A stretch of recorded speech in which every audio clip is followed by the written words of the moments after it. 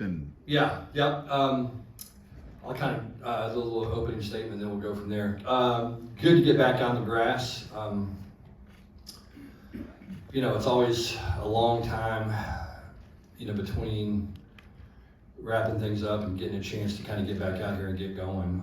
You think about all the stuff that's happened since the bowl game in Albuquerque in terms of, roster changes and changes within our staff and just all these different things. And so it's good to see all the preparation come together and see guys go out and compete at a high level. And a lot of good things today, some things that we got to improve on. But I thought our effort was really, really good. Our attention to details got to get better. We got to improve there, pretty quickly.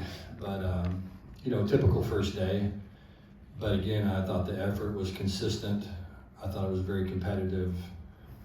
You can tell that we've got more depth than we've had in the past. There's just more guys out there fighting for jobs and competing. And, you got guys that are running with threes that are making plays that are, pretty high level plays. And so it's a good thing to see. It's what you want to see, what you hope to see. So overall, I was pleased. Talked to the guys last night a little bit about the importance of setting the bar high with the first day, and I thought overall we did that. Again, lots of little things we can do better and ways to get better, but overall I thought it was good. Coach, that's back and fall that missed spring. How important is it to have those guys back? Yeah, I mean it's big. Just tons of guys, obviously. Paul and Mike, those guys just being out there and being around are just such a physical presence for us. So good to see them out there. Chase Curtis is in the same vein, just somebody that, has been here for a long time, has poured a lot into this program, a guy that consistently gives you great effort and great toughness and great leadership. And again, Paul, Mike, and Chase were three notable guys that were back with us today. It's good to see that. Obviously getting Vernon and Avery back was huge at the corner spot. Those guys I thought moved around well and looked comfortable. I paid particular attention to them just to see, how they bounced back coming off of those ACLs. But was happy to see those guys move around and pleased with all those guys, really those five guys that I mentioned. What's the first phase of camp? Say these first 4 or 5 practices. What's the main thing? Yeah, big thing, like I said, is just effort. I think that it's so different now. The first practices, it used to be, you're trying to really the first practices were for freshmen back in the day. And, now 2/3 of our freshman class was here for spring football. And so those guys you think of them as veterans, really. So they were so much further along with those young guys. They know what to do. Our guys did a really good job over the summer in terms of learning the scheme and spending time in the film room and doing things on their own, to improve our knowledge of what we're doing offensively, defensively, and on special teams for that matter. So I just feel like we're a lot further along than we are traditionally. And we can go out and we can play football at a pretty high level on day one. We didn't have a bunch of false starts. We had one drop snap. I think one bad snap the whole practice. It was pretty clean practice, and again goes back to the preparation really that takes place in the spring and in particular in June and July. Running backs, coach, you got 5 of them Yeah. that are pretty impressive. What are you going to look at to kind of determine who's? Running backs are interesting. That's you have to do so many things at that position, and I don't think anybody that follows our program doesn't know how important it is going to be for us to be able to run the football downhill.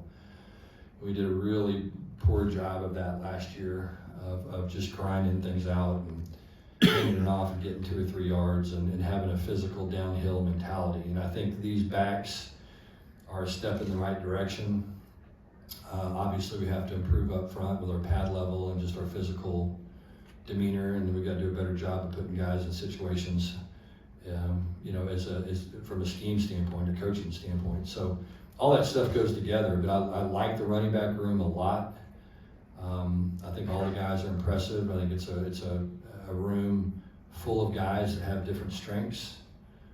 And so I think the big thing, the guys going probably get the starts and the most carries is going to be the guy that's most consistent and can protect, catch the ball, can get the nasty 2 or 3 yards when we need it, and just plays at a consistent level. And I think all the guys show a tremendous amount of promise, and they're all, like I said, they're all different, which I like. I like it when you have different backs. It's a little bit like the wide receiver room. There's just so many different skill sets in the room. It's encouraging. So anyway, it'll be fun to see that competition play out. I don't have any idea how it's going to play out. I know this. John Denman opened some eyes in the spring and continues to do it. He's a downhill physical guy. As a true freshman. KB's got a chance to do it as well. He's downhill, physical, runs hard. He's got a lot of experience. Obviously, Battle's been here for a long time. I thought Payne was probably our most consistent back last year, and really liked the whole group, and like them all. I think they're all unique and different and bring something to the table. The experience he's got now, how different do you see him kind of handling himself now, and then with changes in the wide receiver, how do you think?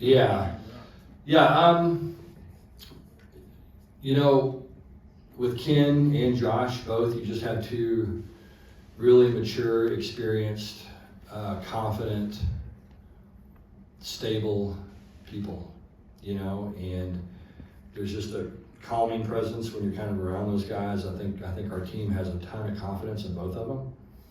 I thought Ken had a great spring, and I thought he really kind of picked up where he left off today. And obviously, I think Josh really played at a high level today as well. So, love what I'm seeing from both those guys. I think you can tell that they put a lot of time in with those receivers. I thought Jordan Dwyer did some really good things today, for a new guy. Eric, we expected him to do what he did today. There's just so many good young players. When you look at the freshman receiver group, I'm not so sure, all 4 of those guys won't play this year. And I don't know that I've ever been around a group that had a chance for that many young guys to get on the field and play. And they're all, like I said, they're all different. But it's a really, really good group. Consistent, and every time you throw him the ball, he makes a play. Jacoby Hayes, has a motor, can run, competes hard, is physical, tough. He really stood out in off-season workouts, as a guy that just, wants to go compete, and he wasn't here in the spring, so he's got some catching up to do, but he just plays so hard and so fast and so physical and so confident. It's hard not to envision him getting on the field at some point. Terry Shelton's the big body guy that can, that has. O-line, that starting 5 that we kind of say, I think that was where you guys mainly used in the spring. Do you think that will be the unit, or is that still kind of? No, it's way up in the air. Yeah, it's way up in the air. There's some guys working with the 3s right now that I think will probably have a chance to get in the rotation some. So, the way I look at it right now, there's probably legitimately 12 guys competing for starting spots right now. I know that sounds crazy, but I really believe that. Some of those young guys are just so talented. You got to try to find a way to get them on the field if you can. And so, that's going to be the big thing for us, is trying to decide, okay, are we comfortable with the tackles? Do we feel good about where we are with those guys? And then, is there a tackle that can improve, that's better than, is the 3rd tackle better than the 1st guard? And so if so, then we got to get them trained to play guard. And so that's going to be ongoing. A little bit hard to tell today without pads, but overall I kind of liked what I saw.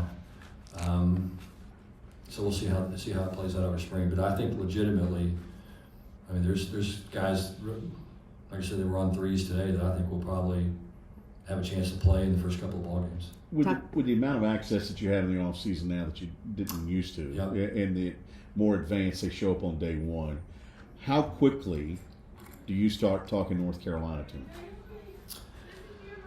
You just got to be careful of that. I think the thing you got to do, camp is a long time, and you got to really just focus on getting better every day. And I know it's kind of a lame answer, but it's true. And we talked to the guys about this post-practice. I mean, it really is it's a marathon. It's not a sprint. And so, you know, the thing that you have to learn as a football player and this is all hard for quarterbacks, especially guys that have played a lot of snaps and guys that get some confidence. And when you start to execute at a high level, all of a sudden it's like, well, I'm tired of checking it down. I'm going to try to fit this ball into this window. And you just got to keep, you know, dropping it down and making the routine plays. And you can't get bored doing that. And we can't do that as a team. And so I think for us, you know, we're a long way from getting to that point. But, you know, but we've got a lot of experience, you know, a lot of guys that have played football. And so, you know, we got to worry about ourselves. We got to worry about, you know, getting better, doing what we do. And then, you know, it's like anything else. You have a couple of extra days to get ready for the opening opponent. And we've had a lot of time. So, you know, we've got pretty far down the road in terms of a game plan on both sides of the ball. So we'll get to it, but I think it can be dangerous if you get to it too early.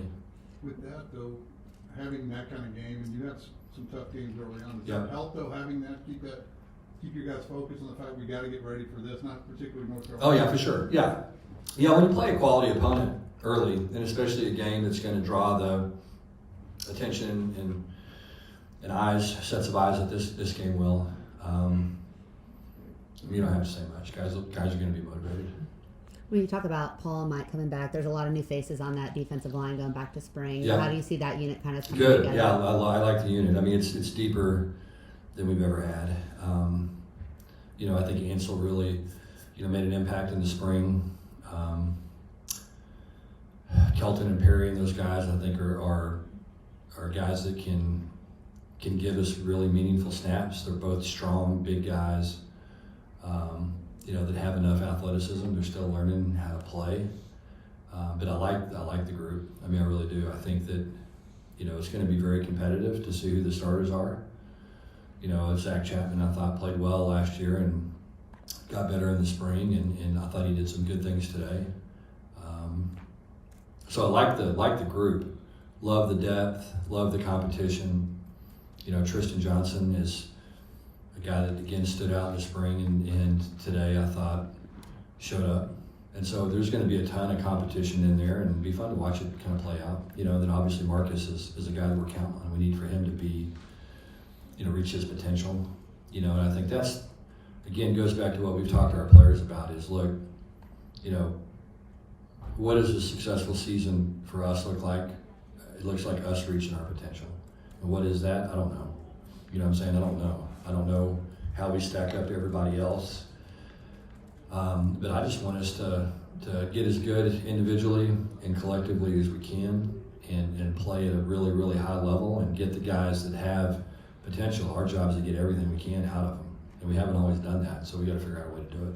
How much more comfortable do you think this group defensively is now with this system? And Yeah, I mean, night and day. I mean, this time last year, you know, we couldn't line up, you know, and so it's just completely different. So it's encouraging. It's good. I mean, you know, nobody prepares harder than Andy and that defensive staff. I mean, those guys work incredibly hard in terms of getting the guys ready and you know, having a plan and having a kind of a step-by-step process on how to develop you know, young players and bring guys along. And so you can tell it's year two for the guys that have been here. You can tell they're further along in year one than we probably were last season, you know, with the new guys, just in terms of our ability to teach and the work that we've put in up to this point. What's been their reaction? Well, obviously, they're in the weight room, but when they get a chance to see the recovery center, how has that reaction gone with the players? Yeah, look, I think our guys, number one, are appreciative. You know, appreciative to our donors and supporters of our football program because they're the ones that made that happen. I think it lets the guys know, you know, just how important football is here at TCU and to this university, and you know, and I think that it falls in line with, you know, our overall philosophy. You know, that you know, when you're in the building, it's incredibly important. You know, when you're here for a meeting, when you're here for practice, those are very, very important parts. But we're trying to teach our guys how important it is when they leave here and when they're not in football, in terms of recovering, in terms of what they're doing in the weight room. And so we've got $50 million worth of investment between the weight room and the recovery center, and I think it's like anything else. We talk about how important that is, and I think our players realize, okay, look, they just invested $50 million in this, so this is obviously a big deal. And so the guys are excited to use it. The guys that have gotten in and have used some of the technology in there have had glowing reports about how it made them feel and how they've been able to recover. And so, I think it's something that's very, very valuable. And I think, like I said, it goes along with our program, just about how important it is if you want to be great, the amount of work and investment that it takes. And so much of that is when you leave the facility and when you're outside of football time. Are you in there recovering at the very highest level that you can and using all the technology to help yourself feel better and get better and prevent injuries and all the things? And then are you sleeping and are you eating right and hydrating and using supplementation and all the things that you can do at home, to be available. And we talked about this with our players, the importance of being available. That's the, most important characteristic of a successful football player is they're available. They find a way to stay healthy. They find a way to be able to go out every day and practice, and then they perform at a high level in ball games. Talk about investment. The secondary. Yep. This year, how do you kind of see that position? It'll be fun. It's going to be like the offensive line. I mean, same deal. I mean, there's 5 spots with a nickel. There's 10 guys, 12 guys that could play in those 5 spots. And so, you feel good about the 2 safeties and their experience and what they've done. But you've got some guys that are kind of nipping at their heels a little bit. And then, we have a ton of depth at corner. And so it's fun to see, how that's going to play out, because, there's guys that have played pretty well there at times. I thought Channing really came on the second half of the season last year and played well and carried some of that momentum through the spring. Javon McIver, I thought, did some really good things as well during the season and in the spring. And then, you've got 2 really talented guys coming back. Avery, that's got some experience, and Vernon, that's really, really talented. And then you throw some other guys into the mix, and you look up and you got a good group. And so I like the group. I think it's going to be competitive. I think it's going to bring out the best in everybody by going out there and competing every day and fighting for a job. Talk about investment. LaDainian Tomlinson came back and donated his gold jacket. What kind of impact does that have on the team and the players and just his willingness to be around this program? Yeah, LaDainian's incredible. I mean, he wants to help. He loves TCU. He's incredibly appreciative. I think he sets the standard for, somebody who took advantage of their opportunities here at TCU. He did that, obviously, went on and had tremendous success, became a Hall of Famer, and then wants to give back, and I think that's exactly the way this stuff is supposed to work. I think if you're fortunate to be blessed and to have that kind of career that he had, you want to pay it forward, and very few people do to the extent that he does, and it just tells you what kind of person he is. I mean, it's never about him. It's always about what can I do to help. I don't really want the attention. I just want to help, and it's never about him. It's always about how can I help TCU and how can I help young people. I think he really has a passion for helping young people and trying to be a positive influence in their lives. So it was a huge deal, him giving back. Obviously, those Hall of Fame jackets are hard to come by. So those things don't grow on trees. And so the fact that he, thought of doing that and agreed to do it and wanted to do it, I think is such a big deal, and just speaks so highly about what kind of person he is, and also too about the experience he had here at TCU. I mean, he loves this university, loves the football program, and and he knows obviously what a difference it made in his life. Well, and he's going to be coaching high school football over at Oak Ridge. Really cool, I know, Yeah, and then you've got several former players on your staff this year, including Aaron Green. Seeing those guys that want to come back, that even predate you, why is it important to keep that connection?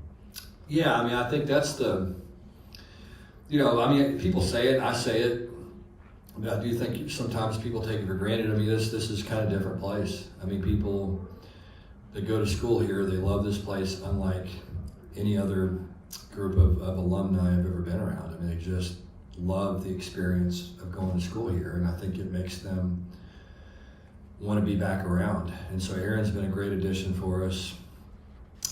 Jay Lou's been a great addition for us.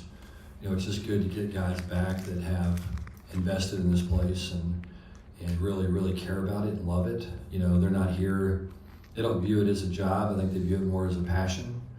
And I think when you have a guy that cares about a place like that, I mean, it's pretty valuable.